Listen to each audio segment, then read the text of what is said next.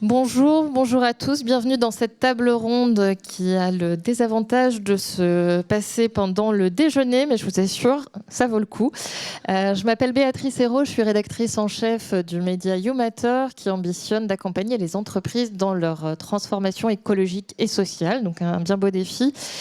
Et je suis ravie d'animer cette table ronde sur un sujet aussi crucial que l'eau. L'eau, nous en avons besoin pour boire, ça c'est vital, mais nous avons aussi créé de plus en plus de besoins en eau pour assurer nos modes de vie, que ce soit pour produire notre alimentation, nos vêtements, nos appareils électroniques.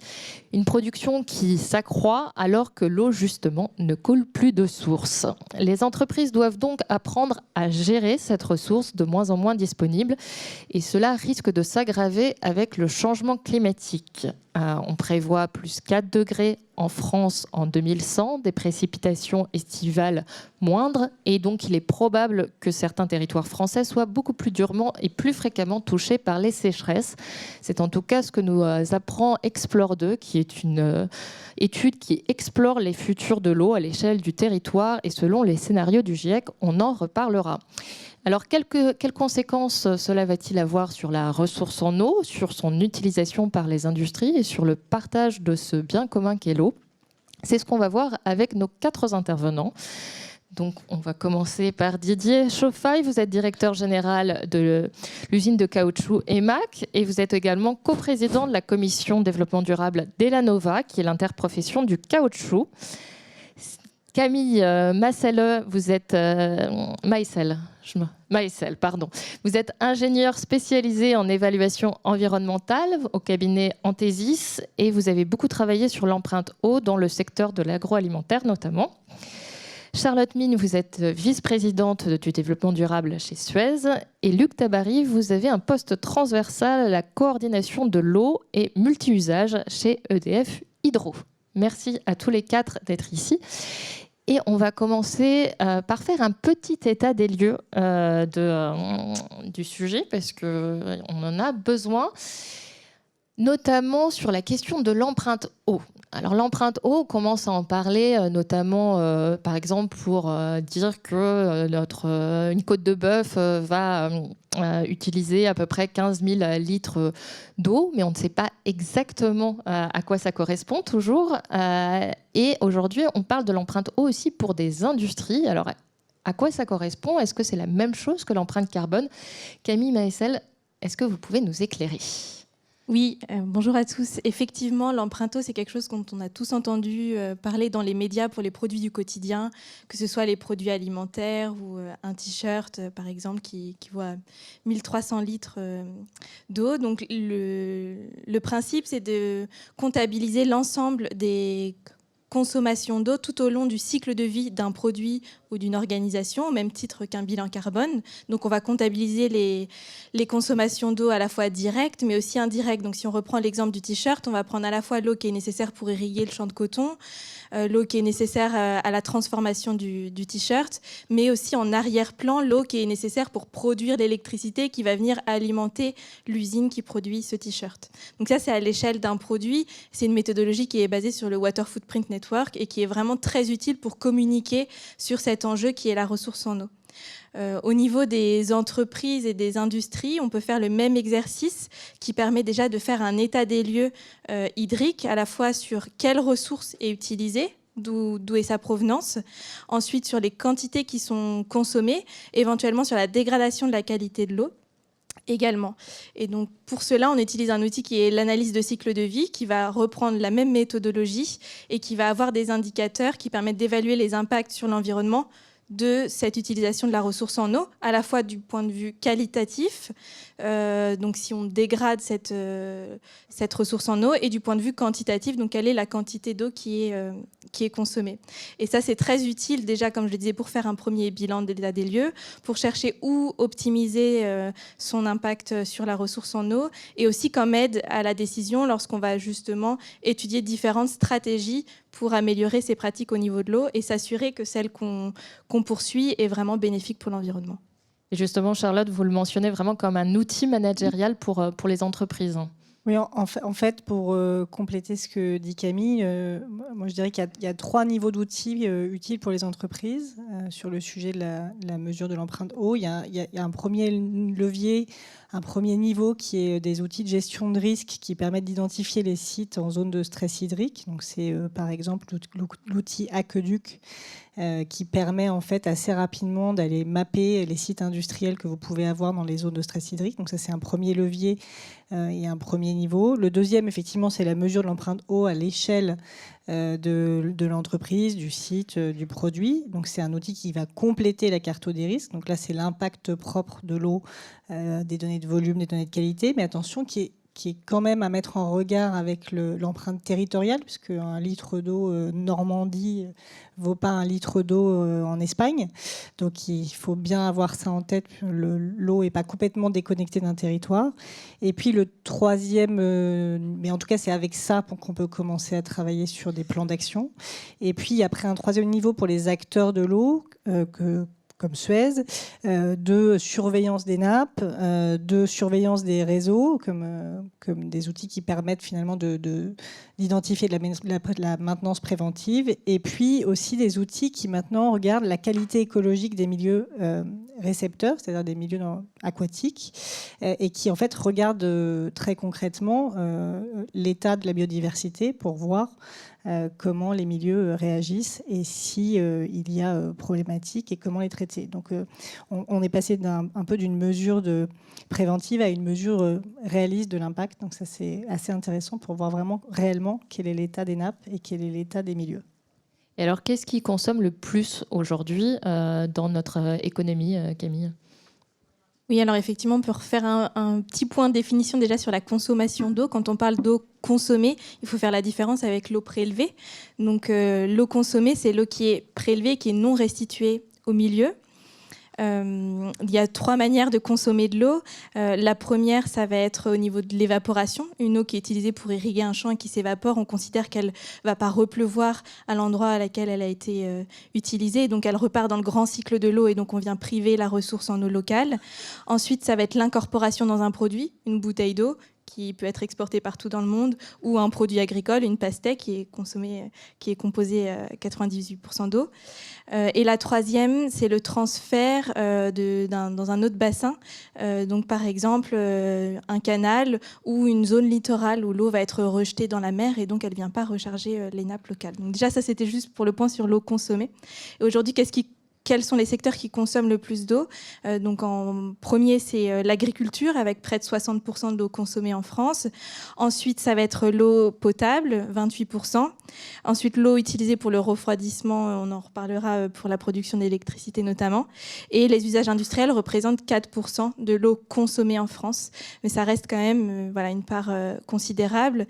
Et pour finir sur ce petit bilan entre eau prélevée et eau consommée, aujourd'hui, l'eau qui est consommée en France représente 15% des prélèvements. Et les prélèvements, ils ont quand même un impact sur le milieu. On l'a vu au niveau aussi local. C'est vraiment très important de prendre le contexte local quand on parle de ressources en eau et pas seulement ce bilan national. Alors, dans les usages de l'eau, vous avez mentionné l'énergie. Alors, pour la consommation, mais en fait plutôt pour le prélèvement. Donc, EDF est représenté ici par Luc Tabary. EDF est dépendant à 90% de l'eau. Et notamment pour les questions d'hydroélectricité.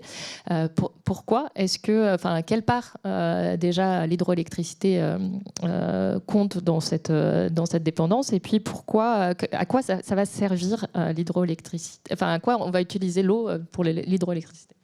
Oui, bonjour, donc merci. Effectivement, alors globalement, effectivement, l'énergie, l'électricité qui est produite par EDF, si on ramène sur l'ensemble du parc, dépend à 90% de l'eau.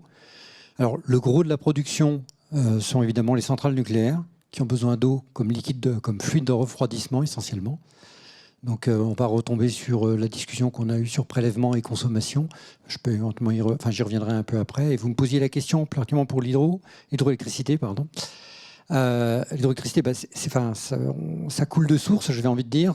L'eau est finalement notre matière première, puisqu'on la prélève, on la fait passer dans une turbine, on la rejette à l'aval, et au passage, par la différence de hauteur, on a créé de l'énergie, on a créé de l'électricité qu'on a pu envoyer sur le réseau.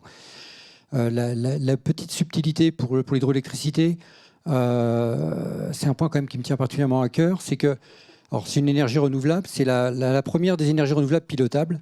C'est-à-dire elle a cette capacité pour ce qu'on appelle l'hydroélectricité de lac, de faire moi ce que j'appelle de la dentelle. C'est-à-dire qu'on n'y pense peut-être pas spontanément quand on est usager lambda, mais à tout moment, en fait, il faut que sur le réseau, on ait l'équilibre finalement production égale consommation. Donc on a bien conscience que notre consommation, elle varie à toute heure du jour et de la nuit. On allume des lumières, on a un frigo qui démarre, etc. Mais de plus en plus, on a aussi une production qui varie avec des énergies renouvelables intermittentes. Et donc, on a une conjonction de deux intermittences, finalement. Et donc, l'hydroélectricité, elle a cette particularité, c'est que les turbines hydroélectriques démarrent très rapidement. Et donc, elle sert à faire l'appoint en permanence sur le réseau pour assurer que, finalement, la production va être égale à la consommation. Et puis, elle sert également à faire du stockage quand on a de l'énergie en abondance sur le réseau. Par exemple, quand on a des pics de production de solaire en milieu de journée. Alors, évidemment, pas forcément un jour comme aujourd'hui à Paris, mais globalement, si vous regardez sur le site de RTE Eco 2, qui est très bien fait, vous verrez les pics de production. Voilà. Voilà. Alors Didier Chauffaille, vous représentez l'industrie, donc 4% de la consommation d'eau en France. Votre usine produit du caoutchouc. Quels sont les besoins que vous avez en eau pour votre production? À quoi ça sert? Alors ça rejoint déjà ce qui a déjà été dit ici ou là. D'un point de vue plus global, l'eau dans le monde du caoutchouc est utilisée dans tout le cycle de la production du caoutchouc, du départ du caoutchouc naturel, mais également dans les caoutchoucs synthétiques, dans les émulsions et autres. Mais en ce qui nous concerne, c'est vraiment pour refroidir effectivement nos machines, voire pour refroidir les produits, sachant que la transformation du caoutchouc, au-delà qu'elle soit énergivore, utilise beaucoup d'eau et est nécessaire quand on transforme. On est dans les 120, 130, 200 degrés. Donc à un moment donné, on comprend qu'à un moment donné, on a besoin de refroidissement. Et donc on utilise l'eau du milieu naturel. Oui, parce que vous avez un gave, donc un cours d'eau à côté de l'usine. Combien ça consomme? Est-ce que c'est une part importante quand même de votre production? Alors oui, tout à fait. L'eau aujourd'hui, alors je dirais que je m'y perds un petit peu parce qu'on a diminué de 92% notre prélèvement d'eau, puisqu'on est déjà dans une démarche, on y reviendra je pense tout à l'heure, mais de baisse de consommation d'eau. Mais il faut savoir qu'on a une pompe ou deux pompes qui sont à 120 mètres cubes heure en permanence, qui pompent de l'eau pour refroidir les machines. Donc aujourd'hui, c'est un vrai souci, bien entendu, qu'on a déjà traité depuis quelques années, qu'on continue à traiter compte tenu des investissements effectivement engagés. Voilà. Alors chez Suez, vous avez une vision plus générale sur la question de la dépendance en eau. Qu'est-ce que vous observez aujourd'hui, Charlotte Mille? Alors déjà, sur les secteurs industriels, on n'a pas parlé des secteurs qui étaient les plus consommateurs en eau. Alors, on cite généralement la métallurgie, le raffinage, les cimentiers, les papetiers, la chimie. Je ne parle même pas de l'énergie, effectivement. Et donc, effectivement, on a des industriels aujourd'hui qui viennent nous voir, en fait, sur toute la chaîne de valeur de l'eau, à la fois pour mieux comprendre leur empreinte, leurs usages et leurs leviers, et puis pour trouver des solutions à la fois sur la réduction des consommations et on va en parler un peu plus tard, sur la réutilisation, le recyclage, la réutilisation. Donc en fait, on accompagne à la fois sur des services de prise de connaissances, mais aussi sur des solutions très concrètes de gestion de l'eau. Et de plus en plus sur, je le disais aussi, sur la mesure de l'impact sur les milieux secteurs, puisque à la faveur de beaucoup de réflexions sur la biodiversité, les entreprises travaillent beaucoup sur leur impact. Donc on est sur ces sujets-là. Ce qu'on voit émerger beaucoup, plutôt à l'international, ce sont des logiques de parcs industriels qui vont travailler dans des écosystèmes fermés. On a ça notamment en Chine, à côté de Shanghai, un parc industriel qui fait à peu près 32-35 kilomètres carrés, pardon, et qui est un parc de pétrochimie qui est en gestion fermée complète sur la gestion de l'eau et des déchets, et qui en fait travaille sur une vision net zéro des consommations d'eau, et qui par ailleurs a installé une zone humide d'une 20 000 mètres carrés à peu près, qui permettent de traiter l'eau avec des moyens fondés sur la nature. On y reviendra effectivement tout à l'heure. Donc, vous l'avez mentionné, il y a vraiment un besoin de plus en plus important des industriels pour mieux gérer cette ressource en eau avec la pression qui s'accroît, le changement climatique. Chez Anthesis, vous avez aussi beaucoup d'industriels qui viennent vous voir pour essayer de mieux gérer cette ressource en eau, c'est ça ? Oui, effectivement, parmi les outils qui ont été mentionnés, c'est vrai que nous, les entreprises viennent nous voir pour commencer à aborder cette thématique l'eau qui arrive un peu en deuxième plan après les préoccupations sur le changement climatique. Donc, comme on l'a vu, on ne l'a pas encore mentionné aujourd'hui, mais c'est vrai que la pression économique n'est pas encore aussi forte sur l'eau qu'elle peut l'être sur l'énergie, par exemple. Donc, on a plutôt une considération environnementale et liée aussi aux pressions de stress hydrique et de potentielle rareté et de restrictions liées à la ressource en eau. Donc, les entreprises viennent nous voir déjà pour faire un bilan sur leur usage. Et nous, ce qu'on essaie de faire, c'est de cibler, voir entre la ressource qui est disponible et l'usage qu'ils en font et d'essayer d'optimiser vraiment l'usage qui est fait de la ressource pour ne pas utiliser une ressource de qualité pour un usage plus dégradé. Et c'est là que l'ACV permet d'évaluer différents scénarios au niveau territorial et au niveau local d'une entreprise pour repenser la ressource en eau et bien coupler les bonnes ressources avec les bons usages et limiter nos impacts sur l'environnement liés à l'utilisation de l'eau. Parce que cette ressource qui se raréfie, ça a quel impact ? Quel est pour vous l'impact, par exemple, Didier Chauffaille ? Vous êtes industriel, donc vous disiez que vous aviez besoin de beaucoup d'eau pour refroidir vos installations. Qu'est-ce qui se passe si on manque d'eau aujourd'hui chez... Alors là, si on manque d'eau, on s'arrête. Voilà. Alors on peut utiliser l'eau potable, l'eau du réseau. C'est pas dans notre volonté, c'est clair, mais c'est vrai que c'est complexe, quoi. Aujourd'hui, donc on a d'autres moyens effectivement d'utiliser l'eau, et bien entendu, en circuit semi-fermé ou fermé, ça c'est autre chose. Mais aujourd'hui, ce serait difficile de continuer à exister si nous n'avions pas d'eau. L'eau, c'est vraiment une ressource. J'ajouterais, pour être clair aussi, que nous sommes situés au Pays Basque, au Piémont des Pyrénées, et qu'en plus, on est en zone Natura 2000. Donc, il y a d'autres contraintes, effectivement, et en plus, on est vraiment très attaché aussi à ces valeurs locales et rurales. Ça, c'est relativement important, parce que ça fait vraiment partie de nos valeurs, au-delà même de tout ce qu'on peut entendre à droite, à gauche. Mais c'est vrai que l'eau, quelque part, est une ressource, et c'est vraiment crucial de la protéger, au-delà même de l'eau, mais également des espèces qui tournent autour et pour être vraiment en phase sur la biodiversité, quoi. Enfin, je veux dire, il est jamais trop tard pour bien faire, mais il faut vraiment accélérer le sujet pour éviter de toucher, effectivement, avoir une empreinte vraiment positive pour les années futures, quoi.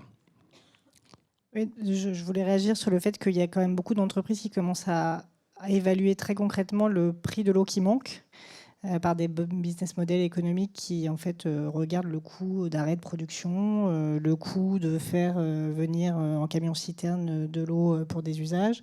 Donc il y a un vrai sujet de modélisation de l'eau manquante par plein de manières possibles, comme un prix interne du carbone, on a un prix interne de l'eau.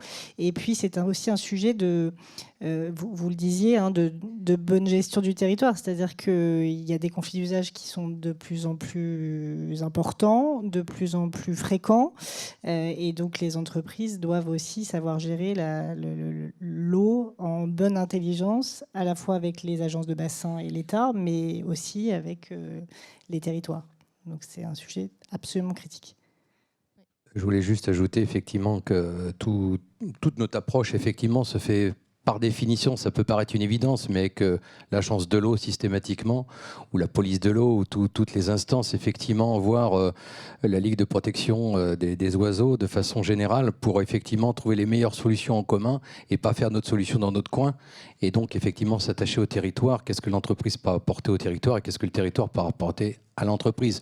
Je dirais juste une chose, effectivement, quand l'eau elle est là, elle est entre guillemets dite gratuite, si je puis dire, donc c'est assez facile, mais on a aussi un autre souci, c'est que cette eau qui est naturelle, de fait qu'elle soit naturelle avec le réchauffement climatique, elle augmente un petit peu en température, pas trop, mais elle a des matières en suspension et il devient des fois délicat pour nos propres productions de l'utiliser. Donc on est obligé de se réinventer, pas nécessairement dans le milieu naturel, mais de façon générale, quoi.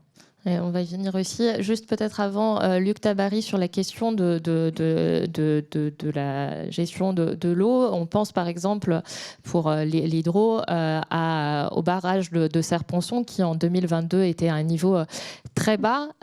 Qu'est-ce que ça implique pour EDF d'avoir aussi des variations très importantes que vous êtes certes habitués à gérer, mais qui vont peut-être s'accentuer au fur et à mesure des années? Alors effectivement, 2022, c'est typiquement une année qui illustre le changement climatique qui est à l'œuvre. Après, je dirais quelque part que historiquement, l'hydroélectricité est habituée à gérer de la variation. Quand on regarde rétrospectivement dans le rétroviseur les productibles des années passées, on s'aperçoit qu'on peut avoir des variations de plus ou moins 30% selon les années. Donc 2022 est typiquement une année où on était à moins 30%. Cette année 2024 sera certainement une année au-delà de la normale, vu comment c'est parti, quand bien même les mois qui viennent deviendraient très secs.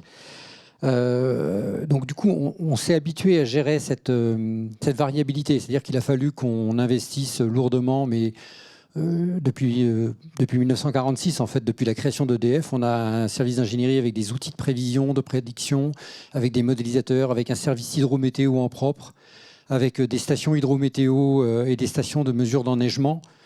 Alors c'est pas simplement pour mesurer finalement le débit dans les rivières, c'est aussi pour anticiper ce qui va arriver. Parce que derrière, quand vous avez un barrage comme Serre-Ponçon, pour vous donner une idée, enfin, ça ne vous donnera pas forcément une idée, mais Serre-Ponçon, c'est à peu près 1 milliard de mètres cubes de capacité. Derrière, vous avez des apports de neige, vous avez des apports de pluie. Cette année, enfin, 2022, en fait, on avait vu venir de notre côté, justement avec nos prévisions et avec les mesures d'enneigement, le fait que l'année allait être très sèche. Donc, dès le début de janvier, février, mars, on a très peu turbiné sur Serre-Ponçon, justement pour pouvoir le remplir en vue de l'été, parce que Serre-Ponçon a la particularité d'être un ouvrage à usage multiple, comme 2/3 en fait des réservoirs et des concessions qu'on exploite. C'est-à-dire qu'il sert aussi pour le soutien d'étiage à l'aval, il sert pour l'agriculture, il sert pour l'eau potable, il sert pour les industries qui sont situées en aval et qui ont besoin dans leur process de refroidissement d'avoir de l'eau disponible. Donc, tenant compte de tout ça, en fait, l'hiver précédent 2022, et en plus dans un contexte de guerre en Ukraine, où on savait que potentiellement il y aurait des tensions sur le marché de l'énergie pour l'hiver qui allait venir 2022-2023, on a fait extrêmement attention dans la gestion du stock. Et ça, on a pu le faire parce qu'on avait les outils justement pour anticiper, notamment les mesures d'enneigement, etc. Et juste, je ferai le parallèle avec 2024, où cette année, à l'inverse, on avait beaucoup d'eau. Et au mois de juin, mes collègues sur Serre-Ponçon turbinaient au maximum de leur capacité parce qu'ils savaient qu'il y avait de la neige qui allait arriver. Il a beaucoup neigé en très haute altitude dans les Alpes et c'est venu alimenter le sac de Serre-Ponçon. Et donc, ils savaient que dans l'espace finalement qui restait de creux dans le lac, il était nécessaire de creuser pour pouvoir accueillir la neige et éviter de basculer en crue avec potentiellement des risques d'inondation à l'aval. Voilà, donc c'est tout le paradoxe d'arriver à gérer ça et à anticiper ces variations d'une année sur l'autre. Et voilà. Et ce que vous me disiez quand on a préparé cette conférence, vous anticipez, vous essayez de prévenir aussi quelquefois les industriels et autres, les politiques aussi, et vous parlez quelquefois un peu dans le vide. Alors je dirais que jusqu'à 2022, on avait parfois l'impression d'être le messager porteur d'une mauvaise nouvelle et donc d'être peu écouté. Je dirais que 2022 a vraiment été un révélateur pour je pense pour l'ensemble de la société française et partout dans les bassins, parce qu'on parlait tout à l'heure de réflexion à la maille collective et collégiale, et c'est vraiment un point essentiel sur l'eau, c'est que l'eau a la chance, entre guillemets, d'être organisée, de disposer de structures de parlement de l'eau à la maille des bassins, de structures comme les schémas d'aménagement de gestion des eaux avec des commissions locales de l'eau qui sont à la maille des sous-bassins versants. On a cette chance en France d'être organisé pour pouvoir la gérer collectivement et de manière intelligente. Et donc, il faut vraiment maximiser l'usage de ces instances pour partager, élaborer ensemble des solutions, se mettre autour de la table et discuter. Alors 2022, ça a été un peu l'année de la prise de conscience sur la question du volume, peut-être, de la question de la quantité. 2023-2024, c'est peut-être la prise de conscience aussi de la qualité de l'eau, avec des problématiques qui arrivent sur les eaux minérales, sur les PFAS. Donc les industriels sont aussi des des pollueurs de l'eau, hein, on peut le dire. Comment est-ce que aujourd'hui, par exemple, pour des industries comme la vôtre, Didier Chauffaille, vous travaillez sur la question de la qualité de l'eau qui est rejetée et qui est prélevée et rejetée? Alors déjà, la priorité, c'est qu'on essaie de moins en moins puiser l'eau, déjà. On commence par là. Donc moins on touchera à la nature, mieux ça se portera. Mais de toute façon, il y a aussi des aspects réglementaires, des obligations. On a fait un laboratoire effectivement agréé et validé, donc à regarder ce qu'on rejetait, notamment au niveau des PFAS. On est à 0, donc bon, on est plutôt content. Enfin, on n'était pas vraiment inquiet parce qu'on n'utilise pas de produits qui génèrent des PFAS, donc c'est déjà ça. Mais néanmoins, on traite quand même, puisqu'on récupère enfin, on ne sait jamais, le risque, il peut toujours arriver. Donc on a mis en place des bassins de rétention, des bassins avec des cloisons très concrètement sifoïdales et des choses comme ça, donc en cas de pépin.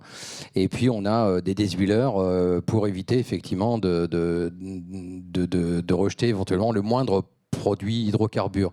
Et puis également, dans chaque industrie arrivent maintenant les GPI, donc les petits plastiques industriels aussi, là, qui font partie des problématiques qu'on rencontre. Et donc, il faut pouvoir les récolter, il faut faire des mesures. Et au moins, on les récolte aussi par le biais de ce type de déshuileur. C'est hyper important. Ça veut dire qu'aujourd'hui, quand on regarde nos rejets, on est tout ce qu'il y a de plus conforme à la réglementation.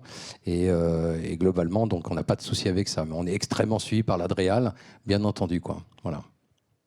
Camille, vous me disiez aussi que en fait, les industriels aujourd'hui regardent plus la quantité que la qualité. Comment est-ce que vous les incitez à mieux prendre en compte ces questions-là? Alors, c'est vrai que la question de la qualité est particulièrement complexe. Il y a une réglementation qui est très stricte et un suivi de très près des rejets, qui soient en sortie des stations d'épuration ou des industriels. Mais on voit qu'il y a déjà quand même de grosses améliorations à faire sur la détection de ces nouveaux micropolluants dans les cours d'eau, dans les milieux naturels. Donc on est en train de se rendre compte qu'il y avait tout un tas de molécules, de métabolites, de pesticides, de nouveaux micropolluants que jusque maintenant on ne savait pas détecter. Maintenant on se rend compte qu'ils sont présents, et la question c'est que faire pour les traiter. C'est pas une mince affaire. Et donc les industriels, on les accompagne sur comment prendre en compte cette problématique-là, avec des indicateurs justement de suivi des impacts liés à la dégradation de la qualité de l'eau, à la fois pour les impacts sur les écosystèmes, mais aussi sur la santé humaine. Donc c'est vraiment un sujet complexe. Au-delà de juste le bilan hydrique et l'eau consommée, c'est aussi prendre en compte la dégradation de la qualité de l'eau.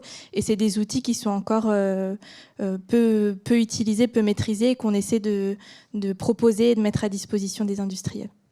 Charlotte Migne, oui, effectivement, Suez, dans le traitement, c'est important. Vous disiez qu'il y avait pas mal d'industries qui commençaient à avoir leur propre station d'épuration. Alors, peut-être avant d'aller là-dessus, sur la question de comment limiter les PFAS, le sujet, c'est évidemment d'encourager les réglementations. Donc, il y a une réglementation assez structurante au niveau européen qui s'appelle la DRU, qui va être mise en place et qui va fortement augmenter les seuils et les enjeux de traitement de l'eau. Et sur le sujet des polluants émergents, évidemment, le premier point, c'est de les connaître, et c'est donc de travailler sur leur identification. Donc nous, dès 2018, on a mis en place un programme de R&D qui permet d'identifier les polluants émergents. Donc à date, on est capable d'en identifier 65 alors qu'on n'en a que 20 à 40 qui sont demandés par la réglementation. Donc on voit qu'en fait, il y a quand même, pour être un peu moins anxiogène, hein, c'est un sujet très anxiogène, il y a des solutions pour les identifier. Voilà, donc on progresse dans la recherche là-dessus. Et ensuite, on a surtout des solutions. On a des solutions pour les traiter. Donc il y a quand même beaucoup de polluants qui sont traités, la très grande majorité. Et il y a même plein de techniques en fait de traitement d'eau ou de production d'eau potable qui vont servir à traiter des polluants. On parle du charbon actif, de l'osmose inverse, de la nanofiltration. Tout ça, c'est des techniques qui existent pour en fait produire de l'eau potable et qui vont servir à traiter ces micropolluants. Et puis, il faut surtout les prévenir à la source. Et la réglementation là, des rues, justement, elle va travailler sur un principe de pollueur-payeur. Donc ça va être assez structurant pour l'ensemble des industriels en France et en Europe de pouvoir mieux identifier, mais surtout réduire à la source pour payer moins de taxes après. Et sur le sujet de la décentralisation, oui, en fait, il y a un certain nombre de secteurs, mais ce n'est pas nouveau, hein, qui traitent localement leurs polluants. Et donc, on installe potentiellement des installations près des industriels pour les aider. Mais ça, ce n'est pas vraiment nouveau. Luc Tabary, pour la qualité de l'eau, on pense plutôt au côté nucléaire avec les rejets des centrales nucléaires. Comment ça se passe? Alors, déjà, je prendrai la précaution de dire que je ne suis pas nucléariste. Donc, je vais vous donner une réponse, mais qui sera de niveau, j'irai de premier niveau. Je m'en excuse par avance. Déjà, première chose que rejette une centrale nucléaire, c'est de l'eau. Puisque si on regarde l'ensemble des prélèvements à la maille, toute la maille France, finalement 97% de l'eau qui est prélevée et rejetée. Et c'est 99 à 100% pour toutes les centrales qui sont en circuit ouvert. Donc le premier rejet, finalement, c'est de l'eau qui a été prélevée et qui est servie juste à refroidir finalement le process industriel. Ensuite, on va avoir des rejets de chaleur. Quand on est sur des circuits ouverts, alors ça va être sur les centrales qui sont sur les circuits ouverts qu'on va trouver sur le Rhône, ou bien dans les estuaires ou en façade maritime. Et ensuite, on va retomber sur des process industriels classiques, comme ceux qu'évoquait Didier précédemment, finalement, sur du traitement pour avoir de l'eau déminéralisée, pour alimenter un process chimique, ou bien des dispositifs anti-tartre ou des choses comme ça. Et donc là aussi, on va avoir évidemment des exigences par rapport à la réglementation. Et des suivis de long terme, hein, notamment. Alors je pense en particulier à la chaleur. Je sais qu'il y a souvent beaucoup de questions sur la chaleur. Il faut savoir qu'il y a des suivis de longue haleine qui sont menés avec l'INRAE, notamment, par exemple sur le Rhône, avec des campagnes qui existent depuis des décennies, qui sont suivies régulièrement. Et qui, notamment, il y a un rapport qui a été produit alors maintenant il y a quelques années, mais qui faisait un bilan qui est très intéressant sur les évolutions, notamment sur le Rhône, depuis les années 70 jusqu'à nos années récentes, voilà, pour démontrer l'innocuité de ces rejets de chaleur.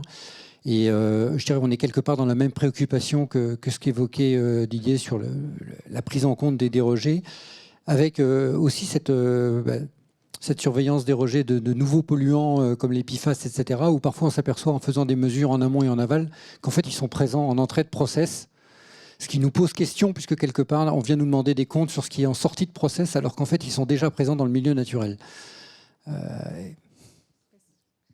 Parce que souvent ils viennent des eaux pluviales en fait, donc il faut aussi déculpabiliser les industriels, non pas qu'il faut pas travailler, mais il y a beaucoup de polluants qui viennent des eaux pluviales et qui viennent notamment du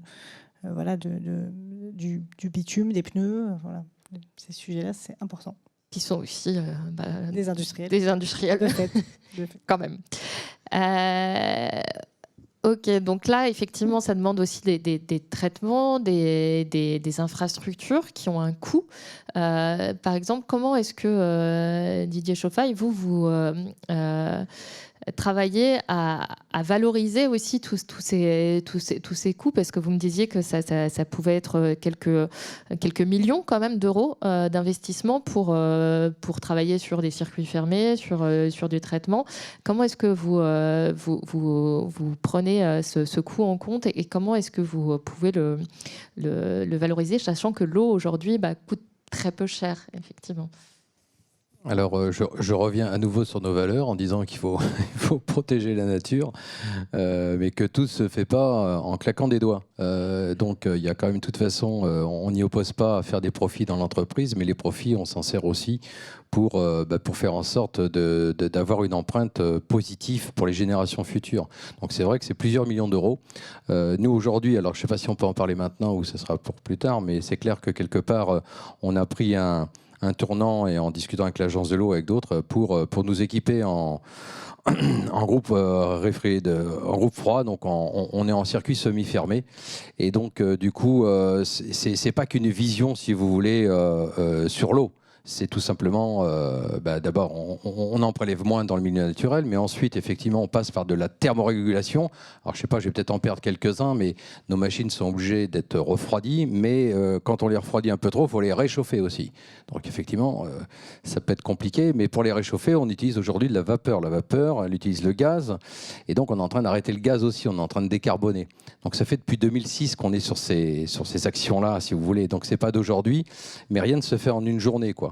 Donc surtout sur des anciennes structures comme les nôtres qui datent des années 50, même si c'est modernisé, il a fallu revoir les parcs, les machines, les bâtiments, etc., etc. Bref, en tout cas, tout ça pour dire que ça coûte effectivement quelques millions d'euros, mais on ne peut pas regarder que sur une côté de l'eau, on est obligé de regarder de façon plus globale et systémique, donc dans une démarche complètement sociétale et responsable, d'entrepreneurs responsables. Donc d'arrêter d'utiliser par exemple le gaz, alors c'est pas tout le monde peut l'utiliser pour faire de la vapeur, mais nous on est passé à l'électricité. On est passé aussi sur d'autres contrats, puisqu'on est dans une région où il y a pas mal de centrales hydroélectriques. Donc notre électricité vient aussi de là, maintenant. Mais tout ça pour dire que quelque part, il y a une vraie tendance, effectivement, à investir et à investir durablement avec une empreinte carbone la plus basse possible, notamment dans notre zone rurale, effectivement, et je le redis à nouveau, en zone Natura 2000, quoi. Alors je fais un peu court, c'est plus complexe que ça, mais voilà. Est-ce que les industriels ont tendance à faire la même chose que Didier Chauffage et à investir beaucoup dans les questions de traitement? J'ai l'impression que c'est pas si simple si on se réfère à ce qu'on s'est dit il y a quelques jours. Non, c'est pas si simple. Effectivement, déjà, la démarche au départ, elle est comme je le disais, de coupler les usages à la ressource disponible.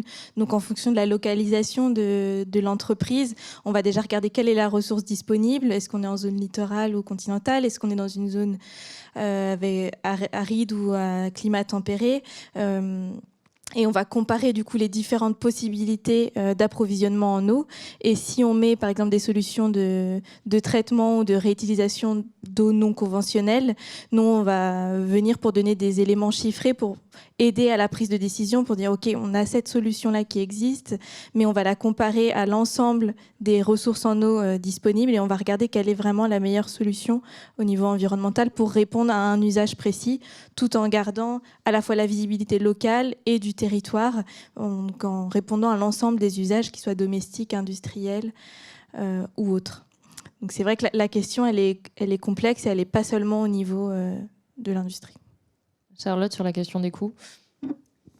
Oui, en fait, sur le problème de l'eau, c'est qu'on dit depuis longtemps que l'eau paie l'eau. C'est-à-dire que le business model de l'eau en France est basé sur les volumes. Donc, en fait, plus vous ouvrez le robinet, plus les acteurs de l'eau sont rémunérés, ce qui fait que quand on fait de la sobriété, c'est absolument super pour la planète, mais ça fait moins de rémunération et donc ça fait moins d'investissement. Et donc on a un problème de gestion de l'eau et de modèle de l'eau, et c'est pareil pour les industriels. Et donc en fait, il faut absolument qu'on travaille, et ça fait longtemps que c'est le cas dans les discussions avec l'État, sur l'évolution du business model de l'eau pour passer d'un business de volume à un business de valeur. C'est le cas dans beaucoup d'industries, mais c'est aussi le cas dans le sujet de l'eau.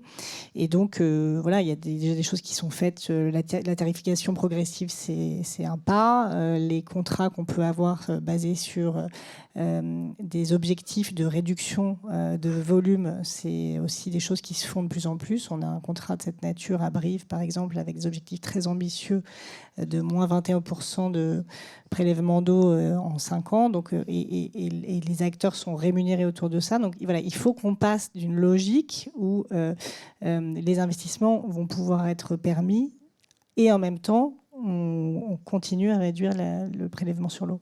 Donc c'est absolument majeur de repenser. Comme vous le disiez, on a une gouvernance de l'eau en France et donc on a tous les acteurs en place pour pouvoir se parler. Donc là maintenant, il faut j'allais dire dans un mauvais franglais, scaler les solutions qui existent déjà.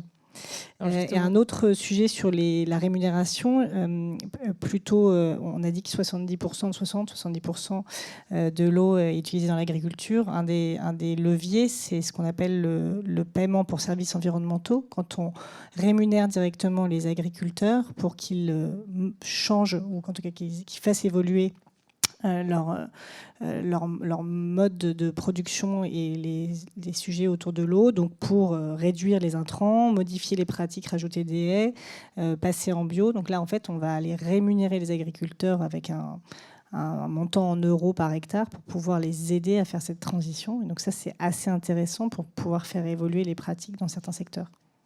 Alors vous parliez de scaler les solutions. Quelles sont justement les solutions pour économiser davantage d'eau ? Le plan eau de l'an dernier mettait l'accent sur la valorisation des eaux non conventionnelles, donc la fameuse REUT, et sur la sobriété, donc en réduisant nos prélèvements d'eau d'au moins 10% à l'horizon 2030. Où est-ce qu'on en est ? Et notamment, par exemple, sur la question de la REUT, est-ce que c'est la solution ? Je continue du coup.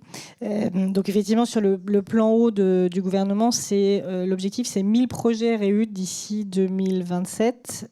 Aujourd'hui, en France, on est à moins de 1% de l'eau qui est en REUT, à comparer avec l'Israël où c'est 80%. Donc on voit que c'est possible. La REUT, juste pour clarifier le sujet, c'est l'utilisation d'eau non conventionnelle pour des usages assez spécifiques. En France, sont autorisés les usages pour l'arrosage, l'irrigation, le lavage des voiries, certains usages industriels, mais pas pour l'eau potable, pas pour l'hygiène, donc pour être clair, pas pour les sanitaires, entre autres, et pas pour la recharge des nappes. Donc c'est déjà pour des usages spécifiques. Donc le plan eau a permis de faciliter ces projets aussi d'un point de vue administratif, parce qu'un des freins, des blocages pour les industriels, c'était la complexité administrative de la mise en place de ces projets. Donc il est à penser qu'il y aura de plus en plus de projets. Néanmoins, c'est pas la seule solution.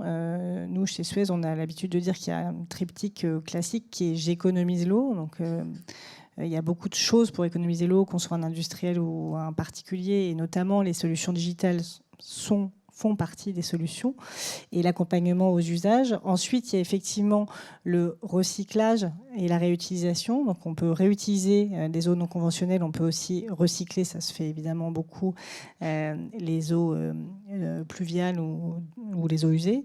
Et puis, après, il y a la logique d'accroître la disponibilité. Et là, on peut imaginer des sujets de recharge de nappes qui permettent, comme on le disait, d'anticiper, mais là, à une échelle territoriale, de recharger les nappes quand la pluviométrie est forte pour pouvoir mieux gérer les sujets d'étiage et d'approvisionnement en eau des industriels ou des citoyens. Donc la REUT fait partie des solutions. C'est aujourd'hui une solution qui est un peu un épiphénomène, mais il ne tient qu'à nous tous de la développer. Mais il y en a beaucoup d'autres. Voilà. Camille ? Oui, je suis obligée de me faire un peu l'avocat du diable pour compléter sur la REUT, qui est effectivement une solution très pertinente dans certains cas. Ce qu'il faut surtout pas se dire, c'est que la REUT est la solution à tous les problèmes et que c'est toujours une bonne idée. On l'a vu, la localisation de la ressource en eau est très importante. Si on se situe en zone littorale avec un climat plutôt aride et une ressource en eau rare, la REUT est forcément une bonne idée. Maintenant, il faut savoir qu'en général, alors ça dépend de quelle eau non conventionnelle et du coup de quelle qualité on va réutiliser, pour quel usage, et du coup quel traitement doit être mis en place, parce que souvent les traitements sont quand même très énergivores notamment. Ça peut être des traitements très lourds, on l'a vu, pour traiter jusqu'aux micropolluants, si on veut aller jusqu'à une qualité potable, ce qui n'est pas forcément le cas. Et donc il faut bien se poser la question de prendre l'ensemble de l'image de l'impact environnemental de cette REUT pour être sûr qu'elle a un impact environnemental moins important que la ressource conventionnelle disponible. Donc effectivement, il y a certains pays comme Israël ou Singapour qui ont mis des solutions de REUT à très grande échelle parce qu'ils avaient une rareté de l'eau qui le justifiait. Mais voilà, ces traitements ne sont pas sans conséquences sur l'environnement. Et donc, c'est important de prendre aussi les impacts cachés des traitements de l'eau. Juste, je me permets de rebondir, enfin peut-être... c'est parce qu'en fait, je pense qu'à un moment donné, il faut aussi élargir un peu le scope. Peut-être j'ai envie de faire un pas en arrière Et de me dire, l'eau, par principe, hein, c'est un bien commun. Et à un moment donné, il faut se dire aussi que tous les efforts qu'on va porter sur le grand cycle de l'eau, donc ce qu'on appelle le grand cycle, hein, c'est si on prend l'ensemble du cycle naturel, va être bénéfique à tout le monde, que ce soit les industriels, mais aussi les particuliers, mais aussi les milieux, mais aussi la biodiversité, pardon. Et donc, j'entendais parler de réinjection dans les nappes. Il y a tout ce qui est basé sur des solutions fondées sur la nature, les restaurations de zones humides, ce genre de choses. On va traiter l'amont du bassin versant. Et tout ça, finalement, alors, ce sont des efforts collectifs. On n'en voit pas forcément les bénéfices à très court terme. Hein. Ça peut prendre quelques années de restauration. Mais globalement, on est tous gagnants à aller travailler là-dessus. Et ça me paraît un truc important parce que souvent on se dit les industriels, finalement, ils regardent dans leur périmètre. Alors je suis peut-être déformé parce que je suis hydroélectricien et que la majeure partie de nos installations sont justement dans des zones Natura 2000 ou des choses comme ça, que j'ai jamais plus de plaisir que d'aller sur un site et de voir des choses formidables. Mais ça me paraît hyper important de prendre ce pas de recul, de se dire qu'à un moment donné, on peut faire des choses collectivement et on sera tous finalement bénéficiaires de ces efforts collectifs. Mais il faut simplement aller un peu plus loin que le bout de son nez. Voilà. Oui, mais justement, comment est-ce qu'on essaye de faire aller les industriels sur ces solutions qui ne sont pas forcément poussées par la rentabilité justement de court terme?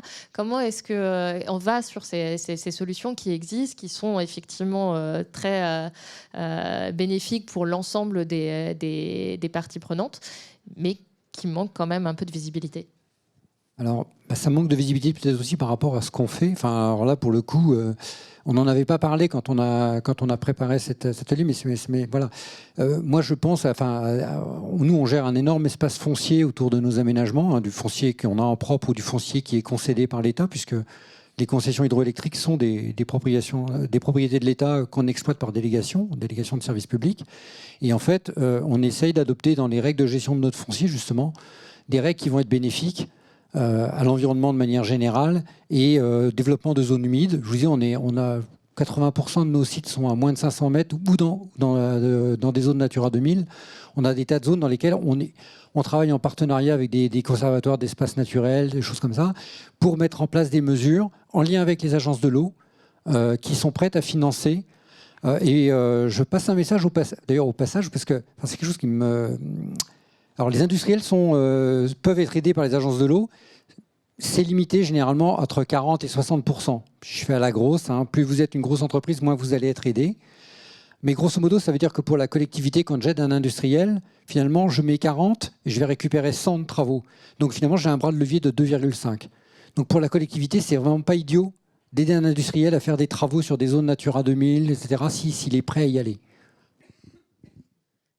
Didier, peut-être de votre témoignage, vous aussi, sur les solutions que vous avez mises en place et aussi, peut-être, on parlait de l'eau comme bien commun, le travail que vous avez fait avec les agriculteurs à côté de chez vous aussi, les échanges que vous avez sur la question du partage de la ressource, puisque il y a ce cours d'eau à côté de chez vous.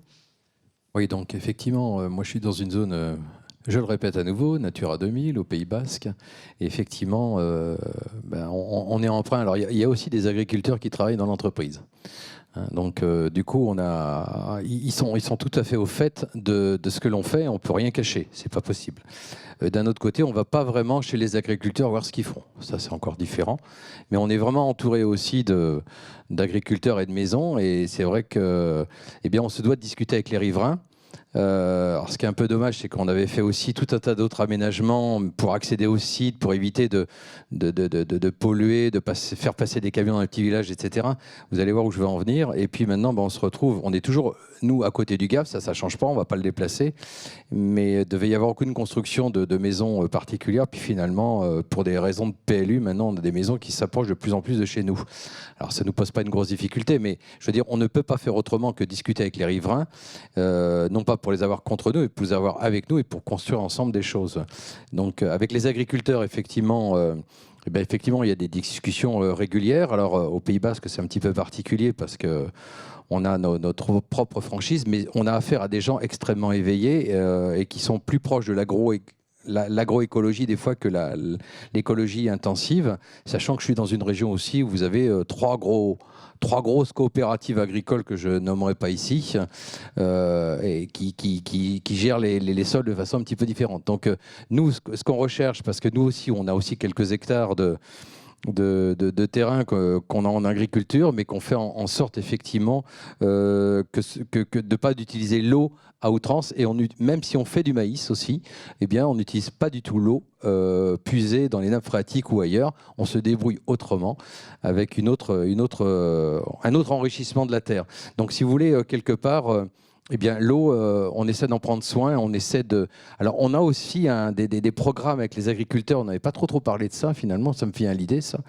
Un programme de recherche, justement, sur l'agroécologie et comment engager, effectivement, les agriculteurs sur notre façon d'entretenir leur terre et donc d'utiliser moins d'eau aussi, quoi.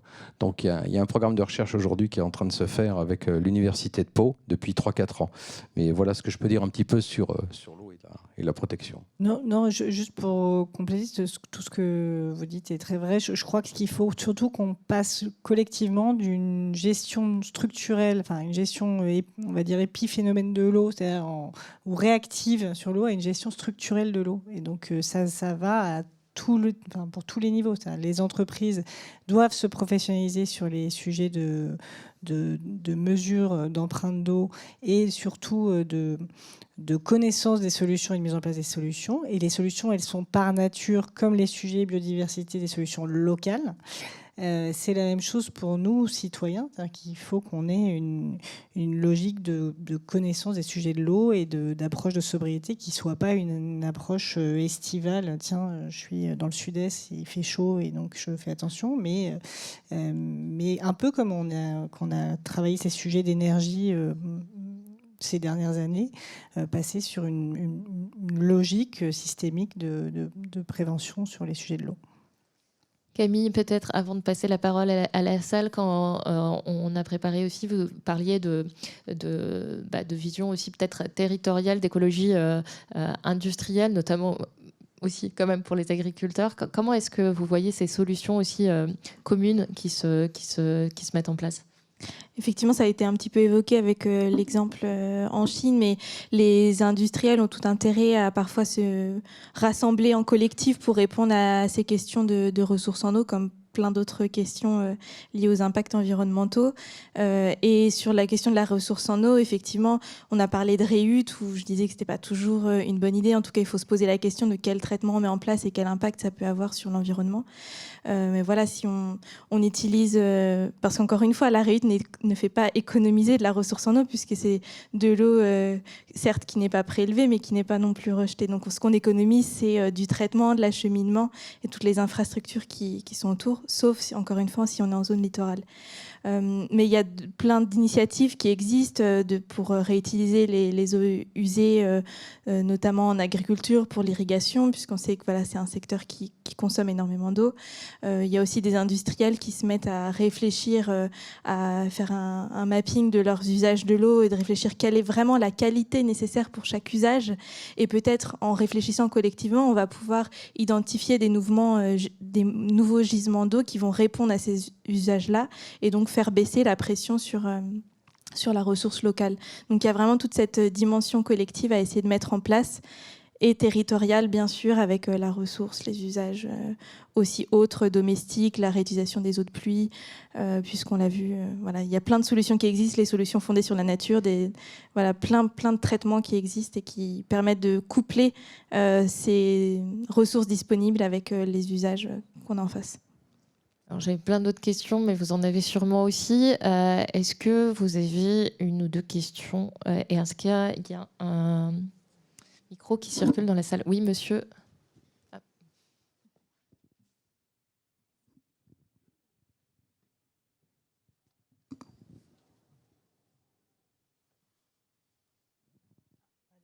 Madame? Alors, je me lance. Je suis Stéphanie Rabault du CIRAD. Donc, on parle de l'eau au niveau des territoires proches, enfin national.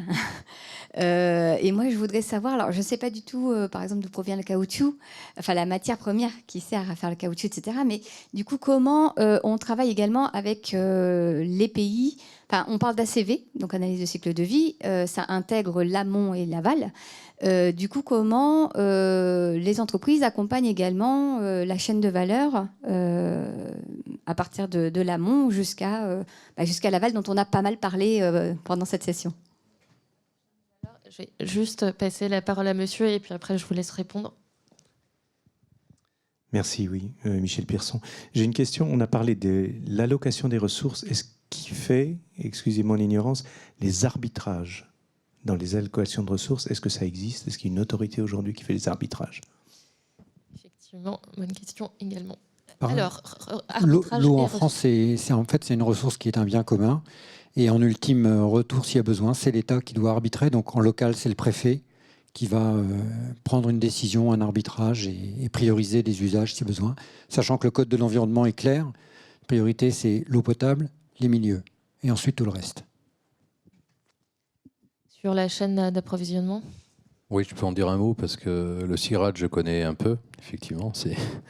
C'est un de nos centres de recherche avec lesquels on travaille sur notamment le caoutchouc naturel. Et Dieu sait si aujourd'hui, c'est un des sujets. Donc, en tant qu'aussi présidente d'une commission développement durable pour la profession, l'ensemble des industriels et autres se posent effectivement les questions et vont jusqu'à regarder comment travaille la supply chain également lors de la récolte du caoutchouc naturel, la coagulation, parce qu'on utilise énormément d'eau là-bas, mais il y a d'autres soucis encore à régler. Au-delà de l'eau, il y a aussi les droits humains et autres. Donc on ne peut pas régler tout comme ça. Mais c'est vrai qu'effectivement, ça fait partie de nos sujets. Et aujourd'hui, on a un gros sujet, c'est d'autres problématiques de déforestation. Ça, c'est encore autre chose, parce qu'on a tendance à les cumuler. Là, en ce moment, on a beaucoup à faire.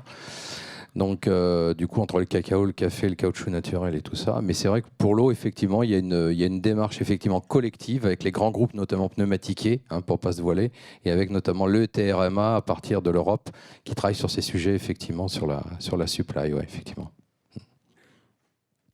Je veux bien juste répondre sur la question ACV sans rentrer trop dans les détails techniques, mais l'ACV permet justement de répondre à cette question au niveau de l'eau qui est utilisée en arrière-plan. Donc quand on fait l'inventaire au niveau de l'ensemble du cycle de vie d'un produit ou d'un service, on va aller effectivement collecter les données liées à la consommation d'eau de toutes ces activités d'arrière-plan et prendre en compte la rareté de l'eau à chaque endroit où elle est consommée. Puisque ce qu'on regarde en fait, c'est l'impact de cette consommation d'eau à la fois sur la ressource, sur les écosystèmes et pour répondre aux besoins humains. Donc si on est dans une zone aride mais où il n'y a pas d'activité humaine, on n'a pas besoin de répondre à des besoins. Et à contrario, si on est dans une zone tempérée, on prend l'ensemble de ces indicateurs-là à tous les niveaux de la chaîne de valeur d'un produit en utilisant des bases de données qui sont de plus en plus spatialisées. Le seul enjeu de la CV, c'est l'accessibilité pour les entreprises, parce que c'est vrai que c'est un outil qui est coûteux, complexe, donc il y a beaucoup d'outils d'ACV simplifiés qui se mettent en place. Bon, je pense que le mot-clé de l'année étant autour de 4 lettres, CSRD, le sujet clairement de l'eau est traité sur toute sa chaîne de valeur. Donc ça va aussi amener les entreprises à se poser de plus en plus ces questions-là, non pas seulement sur leur périmètre direct, mais sur l'ensemble de leur chaîne de valeur. Donc on va probablement voir beaucoup de sous-traitants qui vont être amenés à aborder ces questions, bon gré, mal gré, mais en tout cas... Je crois qu'il reste du temps pour une question. Oui. Alors...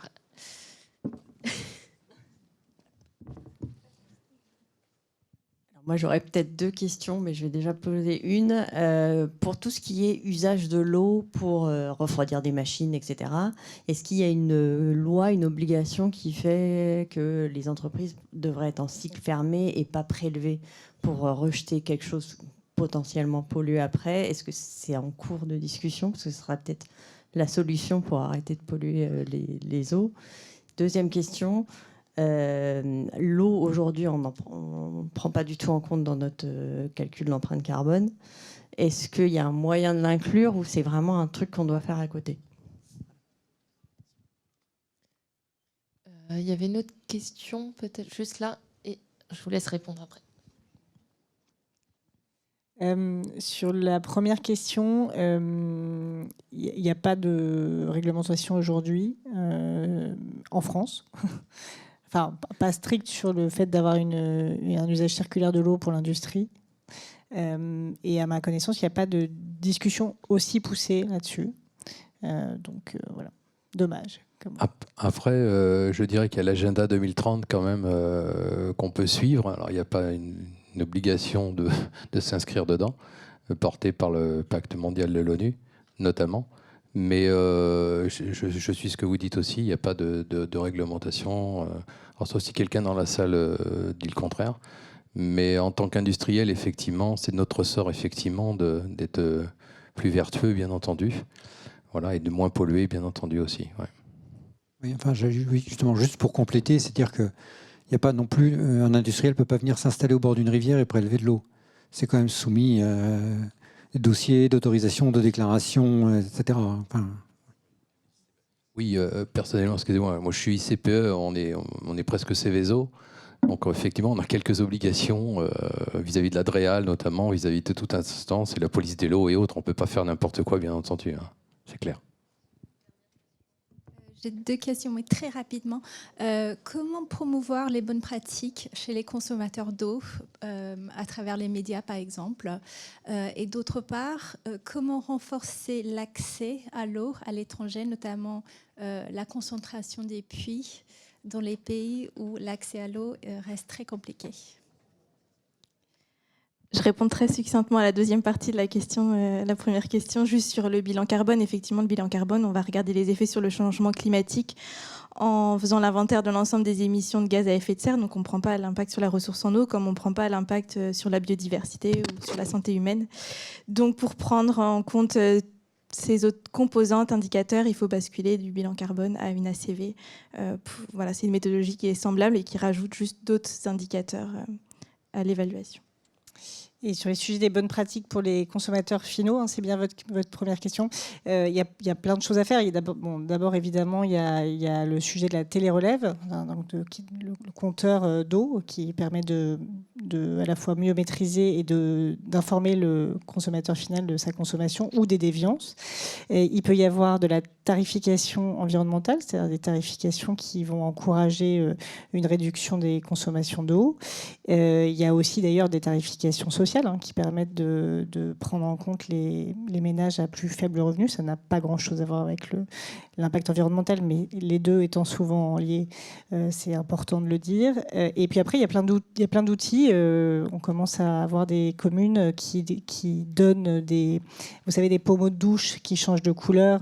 Voilà, donc tous ces outils-là et tout le nudge de manière générale, c'est un sujet sur lequel, notamment chez Suez, on travaille beaucoup. On a un centre de R&D spécialisé sur les sciences sociales et sur l'accompagnement de l'évolution des comportements.